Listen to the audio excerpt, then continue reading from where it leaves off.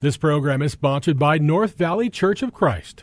There's a message true and glad for the sinful and the sad. Ring it out, ring it out, ring it out, ring it out. It will give them courage new. It will help them to be true. Ring it out, ring it out, ring it out, ring it out. Good afternoon, folks, and welcome back to another episode of Redeeming the Time. I'm your host, Chris Macy, and I am the minister here with the North Valley Church of Christ, Cave Creek, Arizona. All right, well, it is April the 9th, 2024, and if somebody's listening to this far, far in the future, I hope and I pray we have come to our senses and have gone back to the natural order of things.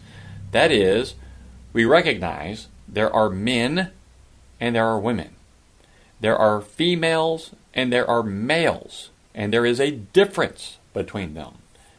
You know, this morning I was perusing X, Twitter, and I came across a video of a court hearing in Alaska. Riley Gaines was there. I guess she was there as part of the lawsuit. I don't know what it was. But a question came from some assemblyman, or a prosecutor, I don't know who, but you could tell he was effeminate. And he asked, is there any studies that show trans women, which are men, trans women, men, are strong, I'm paraphrasing, but are stronger than women? And I just thought, and my first thought is, that guy's an idiot. But Riley Gaines, to her great credit, she kept her composure, doesn't lash out about the stupidity of the question, and pointed out a great point, saying that the very point of that little meeting that they were having there proved there is a distinction, because they're only talking about men pretending to be women coming into women's sports. They are never talking about women pretending to be men going into men's sports, because it doesn't work. It doesn't happen. They don't get anywhere. They get clobbered. It's only the other way around, because the men are dominating women's sports. And so and then she goes on to show actual evidence where these trans women, which are men, are dominating the sports of women. It is happening. So that is an issue, right? And we're even finding, unfortunately, that issue coming into Christendom. Now, I want to define what I mean. Whenever I say Christendom, I mean any organizations that claim to be Christian. And just because they claim to be Christian does not mean they actually hold to the tenets found within the Bible. The standard that I live by is God's Word. Now, I am sure if you ask them, they will say the standard they live by is God's Word too. But just like Jesus says and even John the Baptizer says, you can tell a person by the fruit they bear. That's what you look at. Are they really producing the fruit of God's Word? Within Christendom, you even have groups now, and this is like the not just a small faction, it's a large push and it's a large faction within Christendom that women can hold the roles of elders, can hold the role of a preacher and leaders in the church. And I know that right now out there may be some of you shaking your head, reaching to turn off that radio program because that you don't trust me on this, or you don't believe me on this, that men are the leaders and not the women. But let me help you in that showing in 1 Corinthians chapter 11 proves this. And 1 Corinthians chapter 11 is the proof text that everyone should turn to about the distinction between men and women. Yes, there is Romans chapter 1 as well, but I think this is a better one to look at. Unfortunately, like with many things out there, since there are so many differing teachings on this passage on what it means and how to interpret it, it has created confusion. So my goal here is to simply show you what the text says, keeping it within its context. I may give you a few other comments on this, but ultimately I just want to show what Paul is saying to the Corinthians, and that will help us tremendously. If I receive some questions or feedback or even pushback from folks out there, or in mail or in contacting me, which I encourage you to do, please, I want to hear your thoughts, then I will follow up with more in-depth look at these sections to help us in our understanding of finding the truth. Now, whenever we look at this passage, especially on a lot of passages in 1 Corinthians, the idea of culture and the teaching of culture comes up quite a bit. So let me give a bit of an excursus on this. So you know, I'm going to be using a lot of Guy Orbison Jr.'s notes from the Workshop in the Word, Working in the Word. I might use Truth for Today commentary a little bit here and there. But mainly I'll be looking at these things, and I'm not trying to reinvent the wheel. I just want to know what the truth is, and I think Guy Orbison does a good job with this text. So why reinvent it? I'm not trying to reinvent anything. I just want to know what is the truth. So let's look at the culture, and then I want to read 1 Corinthians 11, 2 through 16, and then we'll work through that passage as long as we got enough time. In this passage, 1 Corinthians 11, 2 through 16, the wearing and not wearing of coverings has to do with the distinction between men and women. To some folks, Paul is saying you should not wear a covering when you're in the worship assembly. So the question is, why? Well, his reason is because you're a man. To others, Paul says, you have to wear a covering. So we ask, why? And Paul is saying here, because you're a woman. Paul is saying that for a man to wear a covering would not, or would be to appear in the inappropriate dress and role of a woman. And for a woman not to wear a covering would be to appear as a man. So the wearing or the not wearing of a covering in the worship assembly depended on whether you are in the role of authority or in the role of subordination. Now, who determined this? Who determined it? Obviously, in our society, such is not true, okay? Why was it true when Paul wrote this? And should it be true today for you and me? The answer to these questions necessarily leads us to a consideration of the idea of culture. It would be a mistake for us to assume that the New Testament writers and Paul here in 1 Corinthians 11 were culturally naive individuals who merely ignored all social issues. On the other hand, though, to dismiss much of the teaching as simply being, cultural condition, it doesn't apply to us, that goes too far. So, what I mean by this is, while we don't want to bind cultural aspects of the New Testament teachings upon every generation, we also want to be careful as to what we consider to be culturally conditioned. Okay? Couple of major categories of culture elements that may be distinguished are those things that belong to what we call social structure. This is what I'm about ready to say here is important in all aspects of life, and we don't teach this to our children. And I think I'm starting to believe this is by design of some people who want to control us. You may be thinking I'm getting conspiratorial. But trust me on this. There is a push out there to control us, and the best way to control people is through information, and you control that information by what people learn and how they're taught. So what I'm about ready to teach you here is something they don't teach children today. It is social structure and social expression. There are things that belong to social structure, and there are those matters, and those which are matters of social expression. So let me tell you what these things are. Social structure would include such principles as government, marriage, and the roles of men and women. These are God-given aspects of all human existence. No matter where you go in this earth, there is a social structure of government. You may be thinking, well, what about the anarchy happening in Haiti? Well, yeah, the government fell apart, but guess what?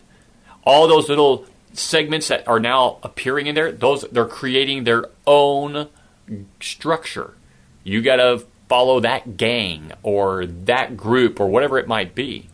And out of those things come different structures. It's not great structure, but it is structure. We'll look at more of that in a second. But all cultures have that. Then you have social expression. And this is concerned with the way these structures are expressed, kind of like I was talking about a second ago, is the way these structures are expressed or carried out in a given society. All cultures have a form of government, structure. They do.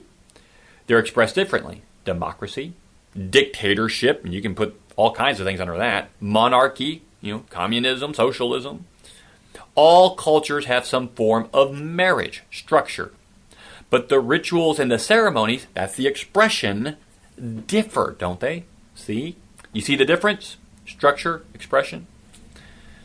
So like that, the way cultures express the distinction between the roles of men and women differ. Social expression may also be called the customs of a particular culture. Now, problems arise when we fail to properly distinguish between social structure and social expression. In some cases, social expression is mistaken for social structure, and in others, social structure is misconstrued as expression.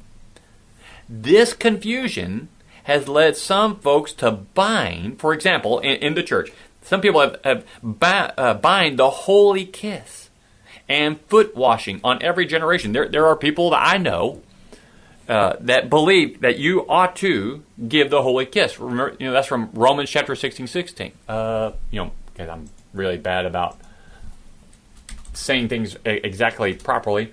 Romans 16, verse 16, greet one another with a holy kiss. All the churches of Christ greet you. Okay, so it sounds like he's telling us that we ought to greet everyone with a holy kiss. But when you look at the Greek here, or in that passage, the command is to greet.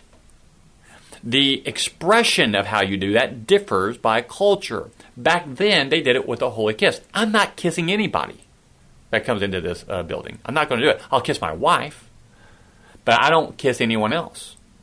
I'm not going to do it. I will give you the holy hug or the holy handshake. For me, it's a holy handshake. I'm not into the holy hug. I'm not a hugger. Some people are. They give the holy hug. So that's the expression. Okay? The structure is greeting. We greet people. Every culture has a greeting. Every culture's expression on that greeting may differ. Okay?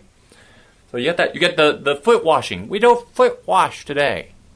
Some people think we ought to. Why?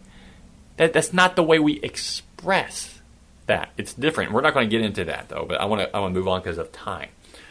So these things are, and I'm talking about, are social expressions, not structure. The foot washing and the kissing.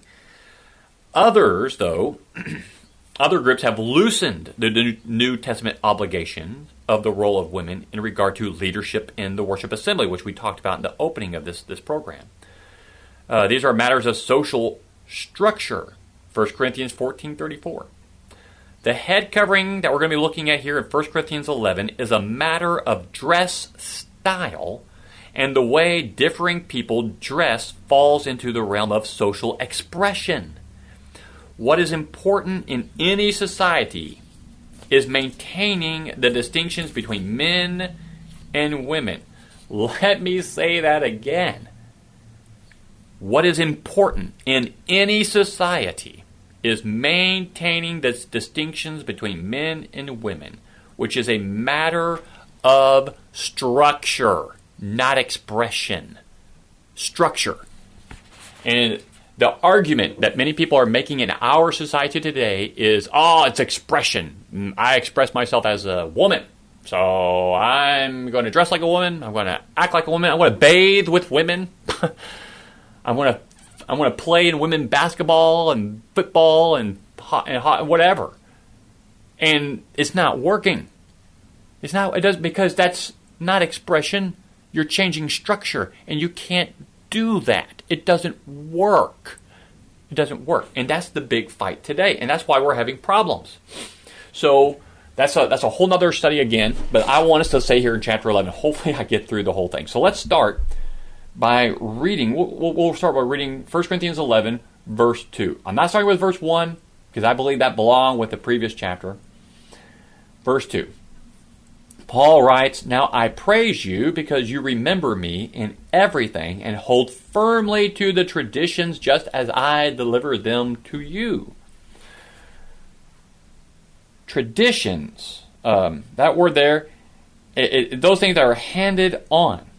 The teachings passed on by Paul, the Corinthians are praised by him, likely for their keeping with what he taught about worship.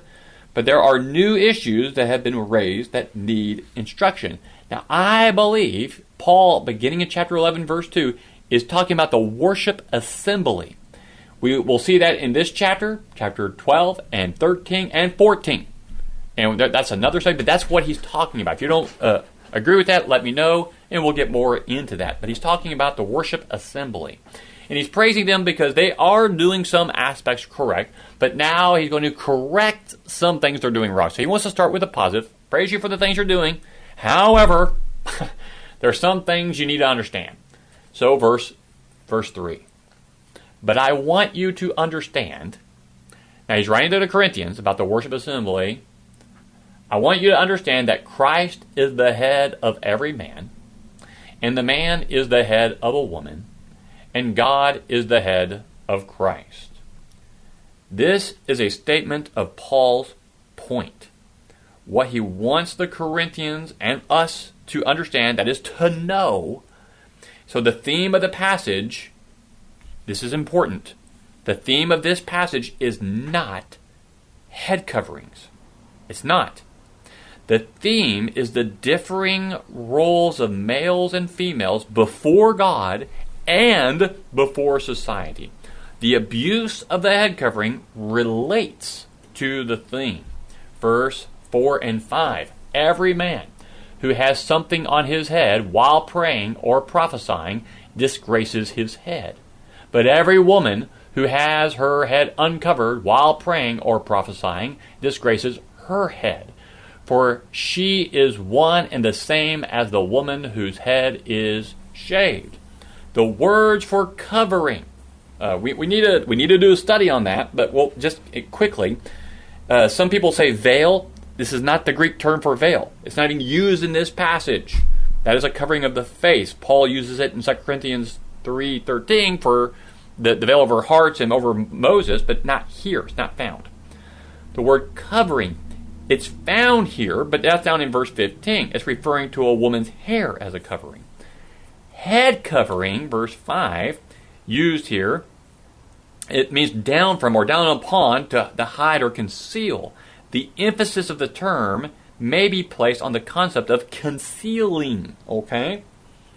Now, the praying and prophesying, there's all kinds of different takes on this that people have, but I think it's preferable to see these, praying and prophesying, as a general reference to the worship assembly. In other words, Paul is saying when you come to the worship assembly, the men should be uncovered and the women covered. My line of reasoning, Guy Orbison's line of reasoning, includes 4 points. First, context indicates the worship assembly is being considered. From here in chapter 11, verse 2, all the way through chapter 14, where 3 problems of assembly are being considered. Women appearing in worship as men, with uncovered heads.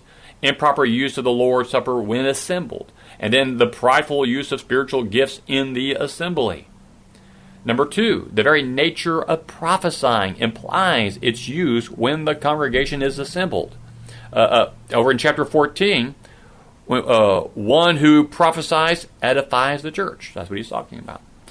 The fact that head covering is discussed indicates a public and not private impropriety. This is not private. I mean, why would it be a problem if it was private? This is a public problem. And then number 4, if the term means verbalizing prayer and preaching, then women are required to wear a covering only when doing so, and men and women are not to be covered when actively involved. Remember, this is the assembly, so we have to take into consideration 1 Corinthians 14:34, 1 Timothy 2:11. Okay, the whole Bible has to be considered, so we don't have confusion. So it's not talking about women getting up and leading a prayer or preaching, and they can only do it while covered. That's not what he's saying. The problem at Corinth is this. The women were showing up at the worship assembly without the customary head covering worn by Corinthian women in public places. That's what's going on. There, did I read verse 6? I have not. Let's read verse 6. For if a woman does not cover her head, let her also have her hair cut off.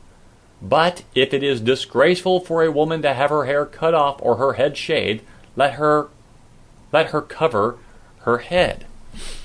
So that phrase, one and the same with her whose head is shaved, that statement and that similar expression, hair cut off, refer to the hairstyle of a man and not a woman. If her hair is cut short or shaved, she is without the natural distinction, verses 14 and 15, of her womanhood. She would look like a man. So Paul seems to say here in verse 6, if women are going to appear in public as men without a covering, then they might as well cut off their hair to look like a man. Since the women would not do this disgraceful thing, then they ought to recognize the shame in removing the covering. Now, we got to keep moving because we're at 22 minutes, so we can't get into this too much. Verse 7. For a man ought not to have his head covered, since he is the image and glory of God, but the woman is the glory of man. Man is the image of God, and his role of authority, a term not repeated in describing women who are not in a position of authority. Glory is what brings honor. Now look at verses 8 and 9. For man does not originate from women, but women from man. For indeed, man was not created for the woman's sake, but women for the man's sake. What is important here is not order of creation, but origin and purpose of woman's creation. By the way God brought about creation, he established the roles of authority and subordination for men and women. We've got time. Verse 10. This is a difficult passage, but we're going to do our best to get through it quick. Therefore, the woman ought to have a symbol of authority on her head because of the angels. Okay, symbol of authority. This is a difficult passage for some folks. But remember, we got to keep things in context. It has to point to the covering. Don't go to let anyone confuse you by taking you to Daniel or Revelation or something weird like that. It's not that. It has to, the symbol of authority for the woman is the head covering. It points out her position. Now, Paul says it's because of the angels. So there's a couple of popular explanations, and I'll get those quickly to you. One, people say these are evil angels, such as those supposedly mentioned in Genesis 6:1, who lusted after women. But a careful study of Genesis 6 reveals that sons of God and daughters of men, that's a contrast between the descendants of Seth and Cain, not angels. And we can look at that some other time. Another popular opinion on because of the angels is these are good angels who are present at the worship assemblies as spectators. Insubordinate women then would supposedly offend these angels who are custodians of the created order. That lacks any really genuine evidence, in my opinion. I think this has more to do with like what you read in Jude 6, like Jude 6. And angels who did not keep their own domain, but abandoned their proper abode. Corinthian women who were discarding the covering and stepping out of their God-given bounds, as did the angels. That's what's happening here in verse 10. Verses 11 and down to verse 16, we're not going to read it. But ultimately, it's saying that because the covering shows the distinction between men and women in Corinth, Paul is telling them the women need to wear it. He's not saying all women need to wear this everywhere. We know that's not true because of 1 Timothy, where you had the women with braided hair. But in Corinth, they had to. That was their culture. There is a distinction between men and women.